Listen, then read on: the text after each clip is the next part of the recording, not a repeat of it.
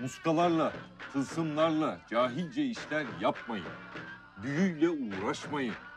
Büyü yapanın da, yaptıranın da ne bu dünyada ne de ahirette nasibi vardır.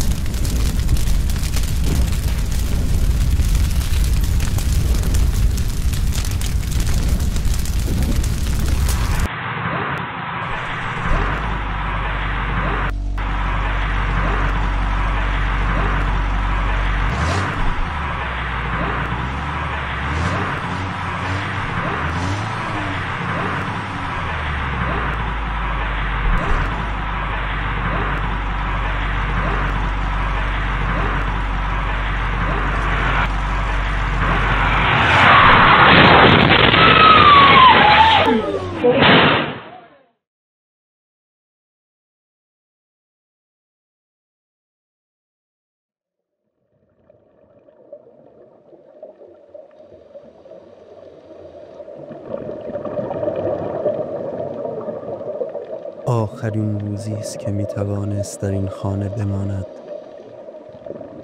صبح، همین که شاخهای آفتاب از پشت کوه روبرو بیرون بیاید، هر ستایمان را در اتاق گردن خواهند زد.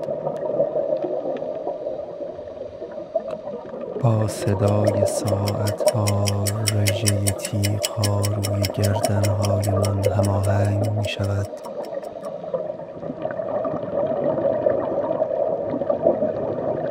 آقای الف سیگارش را در لیوان شرابش خاموش می‌کند. صدای خفگی می‌آید، مثل روزهایی که زیر آب سر شد.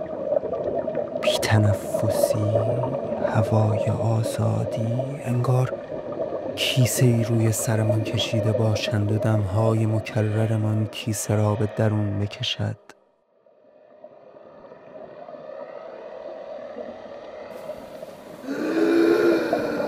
صدای خسخسی مرگالود برگ درختان را کف موزاییک ها می‌رقصاند. صدای زنگ در می آید. دختری که دیشب در خیابان سیر گرفتم، بعد بیان خون بوسیدمش.